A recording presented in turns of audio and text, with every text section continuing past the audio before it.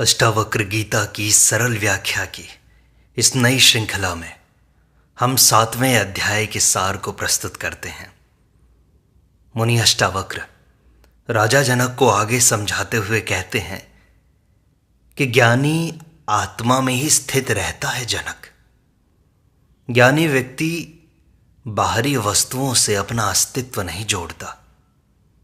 उसका मन संसार की चंचलता से ऊपर उठ चुका होता है।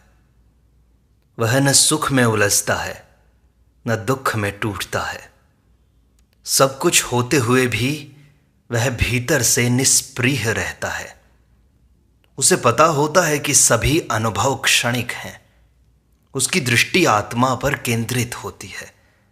आत्मा ही उसका आधार, गंतव्य और आनंद का स्रोत होती है। इस स्थिरता से उसे कोई विचलित नहीं कर सकता। जनक, ज्ञानी जीवन को केवल देखता है, उसमें लिप्त नहीं होता।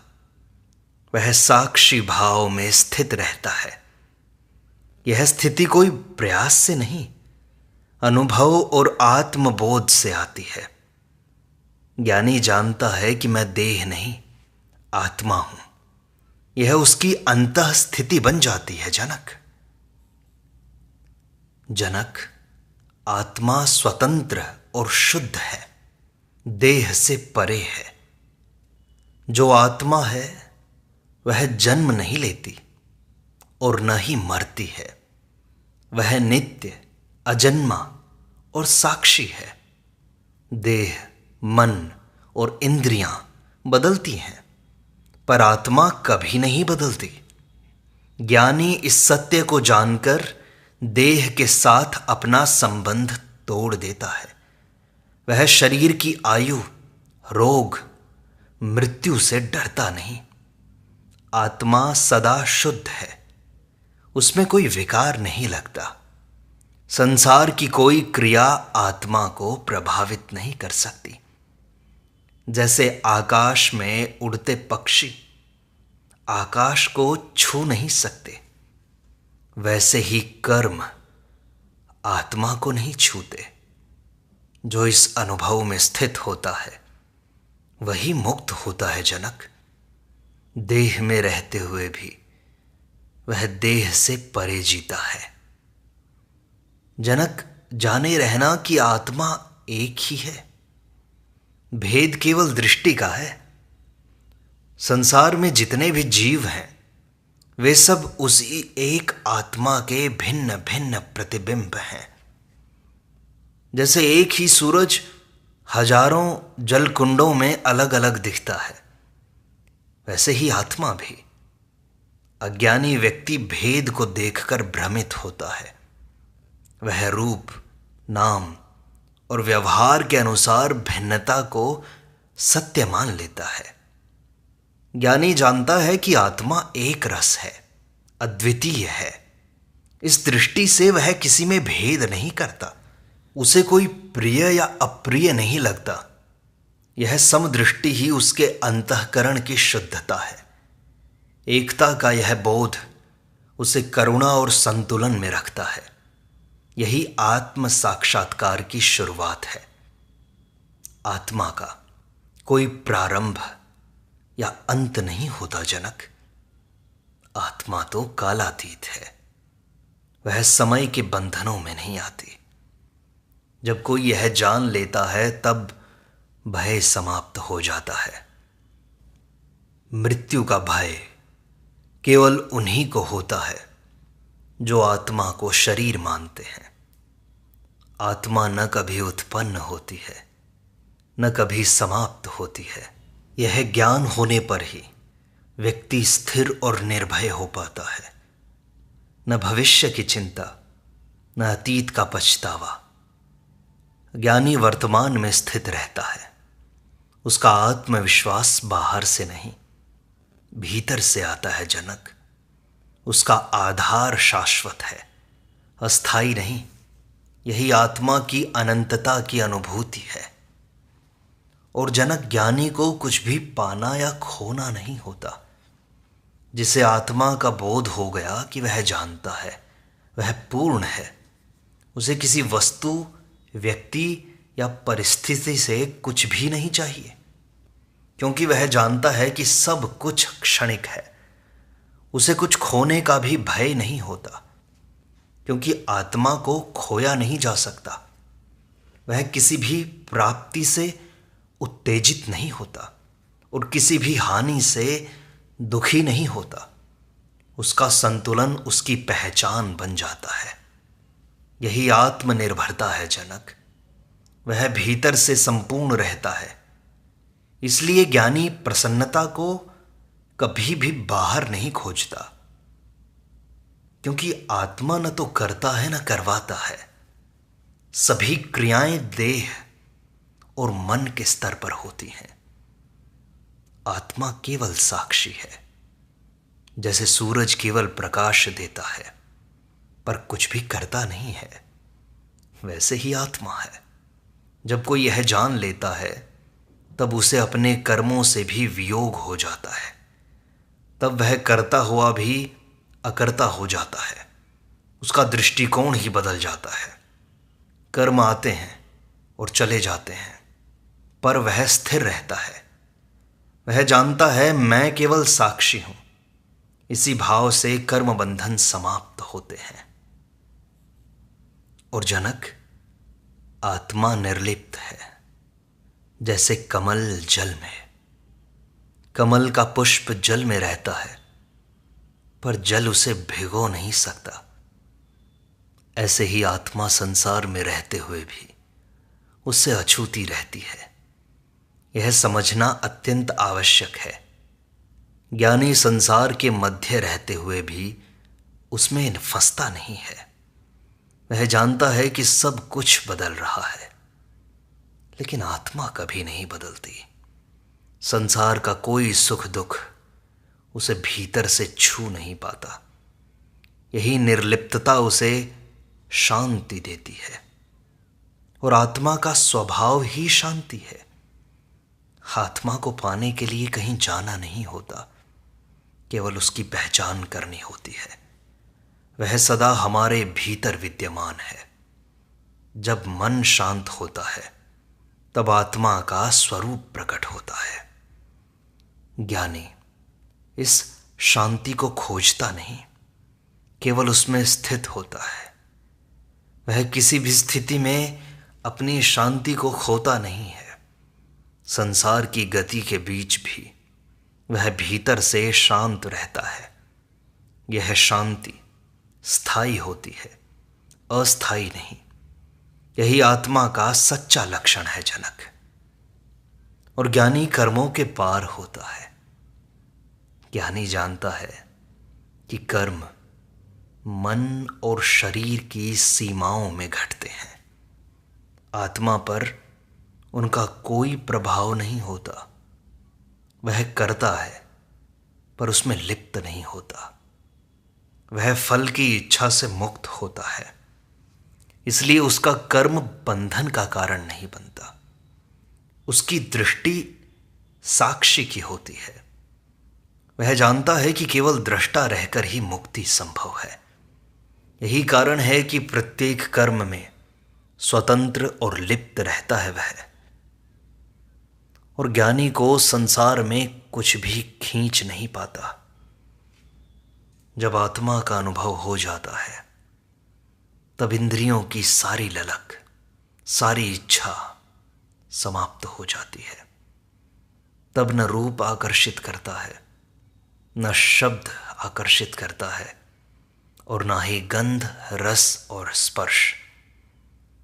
संसार की कोई वस्तु उसे बांध नहीं सकती, क्योंकि उसे अपने भीतर वह सुख मिल चुका होता है जिसे बाहर खोजा जाता है, जिसे खोजने के लिए संसार का कोना कोना भटकना पड़ता है।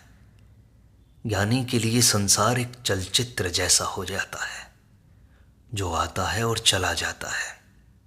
वह न तो उस चलचित्र में प्रवेश करता है और न ही उसमें अभिनय करता है। वह केवल देखता है, निर्विकार, निरपेक्ष। और यही उसका आत्मबल है।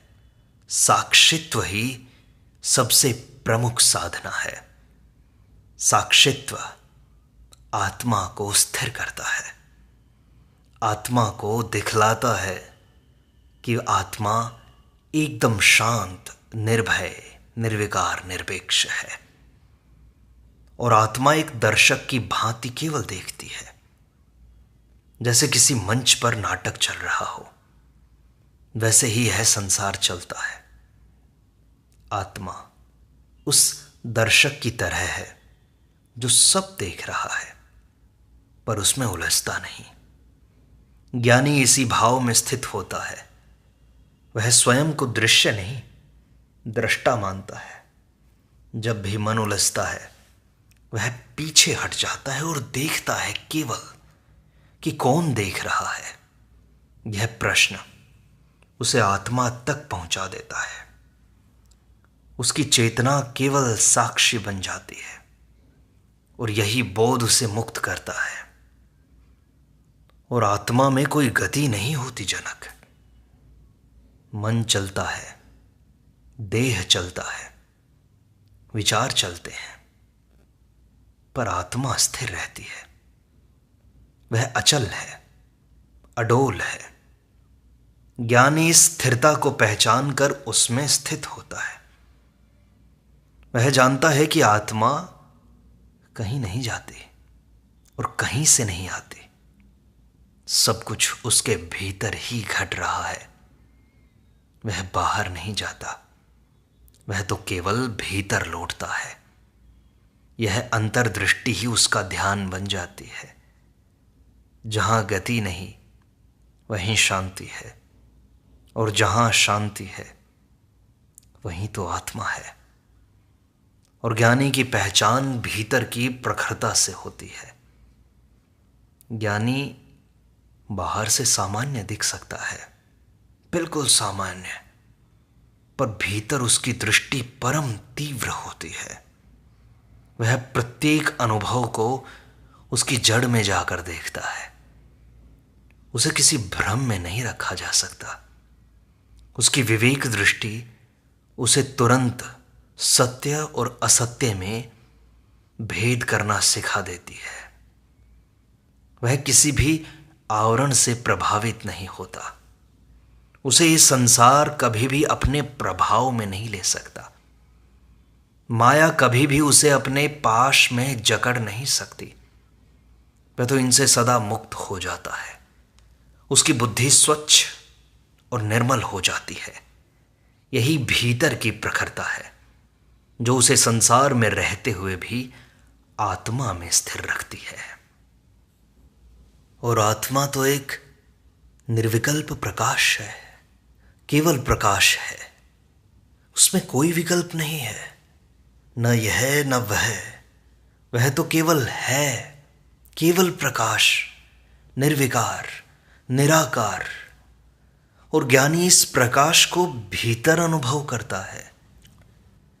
जैसे दीपक जल रहा हो और उसमें कोई लय न हो, केवल दीप्ति हो, वैसे ही आत्मा की स्थिति होती है। वह सबको प्रकाशित करती है पर किसी में उलझती नहीं। यह अनुभव जब पक्का हो जाता है तब अहंकार गलने लगता है। व्यक्ति जानता है मैं वह प्रकाश हूं जो केवल देख रहा है। और आत्मा में कोई अभाव नहीं होता। कोई ये न सोच ले कि आत्मा जब कुछ करता नहीं तो उसमें अभाव होगा। हम जो कुछ भी चाहते हैं, प्रेम, सुख, ज्ञान, संतोष, वो सब कुछ आत्मा में है। ज्ञानी इस तथ्य को अनुभव कर चुका होता है, इसलिए उसे बाहर कुछ भी पाने की आवश्यकता नहीं रहती। वह प्रत्येक क्षण भीतर की पूर्णता में विश्राम करता है और यह विश्राम ही उसकी सहजता है। न भविष्य की लालसा, न वर्तमान की बेचैनी। यह भाव जीवन को एक उत्सव बना देता है। यही आत्मा का आनंद है जिसमें कोई अभाव नहीं, केवल अस्तित्व है। जब मन शांत होता है तभी आत्मा प्रकट होती है। मन जब विचारों से भरा होता है तब आत्मा छुप जाती है। जैसे गंदे जल में तल नहीं दिखता, वैसे ही व्यस्त मन में आत्मा का प्रतिबिंब नहीं आता। ज्ञानी मन को शांत करता है, ना तो उसे दबाकर और ना उससे लड़कर, बल्कि उसे समझकर। वह जानता है कि मन विचार नहीं है, केवल एक माध्यम है। जब मन शांत होता है तब आत्मा की झलक स्पष्ट दिखती है। यही ध्यान है, ना कुछ करना, ना कुछ बनना, केवल रहना, केवल देखते रहना, किसी चीज में उलझना नहीं, बस निर्लिप्त, निर्विकार। और ज्ञानी क्रिया से परे होता है, फिर भी वह कर्म करता है। ज्ञानी शरीर द्वारा आवश्यक कर्म करता है, खाता है, चलता है, बोलता है, पर भीतर से पूर्णतः निष्क्रिय रहता है। जैसे एक अभिनेता मंच पर अभिनय करता है, पर भीतर जानता है कि वह वास्तव में वह पात्र नहीं है, और यह जानना ही कर्म योग है। ज्ञानी भीतर स्थिर रहता है और बाहर गतिशील। वह जीवन की लीलाओं को निभाता है, पर उनसे चिपकता नहीं है। यही उसके कर्म को निष्कलंक बनाता है। आत्मा से एक बार जुड़ जाने के बाद कभी लौटना नहीं होता, फिर तो पूर्ण मुक्ति सदा के लिए। जब व्यक्ति आत्मा का एक बार साक्षात्कार कर लेता है तब वह वैसा ही नहीं रह पाता। संसार के सारे आकर्षण फीके पड़ने लगते हैं। वह जानता है कि जो मिला है वो सदा के लिए है। यह बोध उसकी पूरी दृष्टि बदल देता है। अब भटकता नहीं है वह, और ना ही कुछ मांगता है। उसकी दृष्टि बाहर से भीतर लौट आती है, और यह वापसी ही उसकी मुक्ति है। आत्मा की पहचान उसकी वापसी को सुनिश्चित करती है। और आत्मा सभी में एक समान है। हम रूप, भाषा, धर्म, संस्कार से अलग हो सकते हैं, पर हमारी आत्मा में कोई अंतर नहीं है। यह जानकर ज्ञानी सभी को समान दृष्टि से देखता है और सबके प्रति सम्मान का भाव रखता है। उसे कोई नीचा या ऊंचा नहीं लगता। यह समदृष्टि ही उसकी करुणा बन जाती है। वह जानता है कि सभी एक ही चेतना के विभिन्न प्रतिबिंब हैं। यह समझ द्वेष और द्वंद्व को समाप्त कर देती है। यह ज्ञान संपूर्णता की ओर ले जाता है। ज्ञानी मौन रहता है, और उसके मौन में उसकी गहराई होती है। ज्ञानी बहुत कम बोलता है, क्योंकि उसे भीतर बहुत कुछ जानना होता है। उसका मौन केवल बाहर नहीं, भीतर भी होता है। वह विचारों के शोर से मुक्त होता है। उसका मौन आत्मा की ध्वनि है। वह प्रत्येक क्षण उसी में डूबा होता है। ऐसे व्यक्ति की उपस्थिति भी शिक्षा होती है। मौन में रहकर वह दूसरों को भी आत्मा की ओर मोड़ता है। यह मौन आत्मा की साक्षात उपस्थिति है। हे जनक, आत्मा में रहने वाला न कभी अकेला होता है और ना ही उसे कोई भय होता है। अज्ञानी को अकेलेपन से भय लगता है, पर ज्ञानी अकेलेपन को आत्मिक संगति मानता है। वह जानता है कि असल में हम कभी अकेले नहीं होते। आत्मा तो पूर्ण होती है। ना वहाँ दो होते हैं, ना वहाँ एक होता है। केवल आत्मा होती है। यह साथ हर क्षण होता है। और जब व्यक्ति भीतर उतरता है तो वह अकेलापन नहीं, अखंडता अनुभव करता है। यह भय नहीं, बल्कि गहराई की अवस्था है। जो इससे जुड़ जाता है उसका जीवन सहज हो जाता है। और आत्मा में कोई संकल्प या विकल्प नहीं होता। मन संकल्प विकल्प करता है, पर आत्मा सदा निष्कलंक और शुद्ध रहती है। जब मन शांत होता है तब व्यक्ति जानता है कि वह विकल्प नहीं, वो तो मूल सत्य है। ज्ञानी यह भेद जानता है और विचारों के झूले से उतर कर आता है। वह मन के द्वंद्वों में फंसता नहीं है। आत्मा में स्थित होकर वह द्वैत के पार चला जाता है और यही उसका आत्मबल होता है। वह न कोई संकल्प करता है न कोई विकल्प, केवल शांत सजग मौन रहता है। आत्मा का कोई स्वरूप नहीं होता, फिर भी वह सर्वत्र होती है। आत्मा देखी नहीं जा सकती, परंतु उसी से सब देखा जाता है। वह सुनी नहीं जाती, परंतु उसी से सब सुना जाता है। ज्ञानी इस सूक्ष्म सच्चाई को पहचानता है। वह जानता है कि आत्मा ही सब अनुभवों का मूल है। यह अचरज उसे मौन कर देता है। उसके भीतर एक सहज विस्मय पैदा होता है, एक आश्चर्य, एक अद्भुत आश्चर्य, और यही उसकी भक्ति बन जाता है। यह अनुभव किसी भाषा में नहीं बंधता। आत्मा का अनुभव होने पर जीवन में सहजता आ जाती है। आत्मा को जान लेने पर जीवन कठिन नहीं लगता। अज्ञानी को जीवन बड़ा कठिन लगता है। हर कदम पर संघर्ष, हर कदम पर द्वंद्व, हर कदम पर प्रश्न, और ये प्रश्न उसे दिन रात खाते रहते हैं, नोचते रहते हैं। पर ज्ञानी आत्मा को जान लेने पर सारे प्रश्न समाप्त कर देता है। न कहीं उसे पहुंचने की जल्दी होती है, न कुछ सिद्ध करने की इच्छा होती है। वह हर क्षण को उत्सव की तरह जीता है। यह साधारणता में असाधारणता का अनुभव है। ज्ञानी बड़े शब्दों या कर्मों से नहीं, बल्कि अपने मौन से सिखाता है।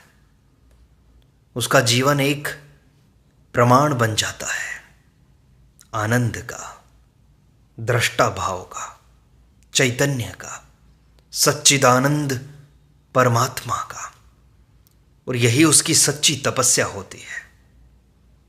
ज्ञानी अपने मौन में प्रतिष्ठित होकर के सदा अचल रहता है और कोई भी उसे अपने मौन से डिगा नहीं सकता।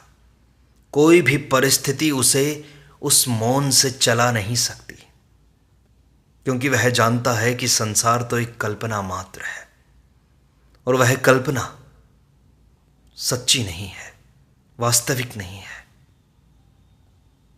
और आत्मा ही एकमात्र वास्तविकता है। संसार का प्रत्येक अनुभव आता है, चला जाता है, पर स्थिर कौन रहता है? केवल आत्मा। और ज्ञानी को इसका बोध हो जाता है। वह जानता है कि सब कुछ बदल रहा है। ये संसार, ये लोग, ये प्रकृति, सब कुछ, उसके सुख दुख भी बदल रहे हैं, उसकी शांति भी बदल रही है, लेकिन आत्मा नहीं बदलती। वह जानता है कि मैं वही हूं जो कभी नहीं मिटता, जो कभी नहीं बदलता, जो सदा रहता है। और यह आत्मस्मरण ही उसका ध्यान बन जाता है, उसका मौन बन जाता है, उसकी भक्ति बन जाता है। फिर उसे कुछ सीखने या समझने की लालसा नहीं रहती, उसे कुछ भी करने की इच्छा नहीं रहती। वह एकदम पूर्ण होकर अपने आप में स्थित हो जाता है। वह बस आत्मा में विश्राम करता है, केवल विश्राम। आत्मा में कोई श्रम नहीं है। यही उसकी परम स्थिति है, सहज, स्वतंत्र और शुद्ध।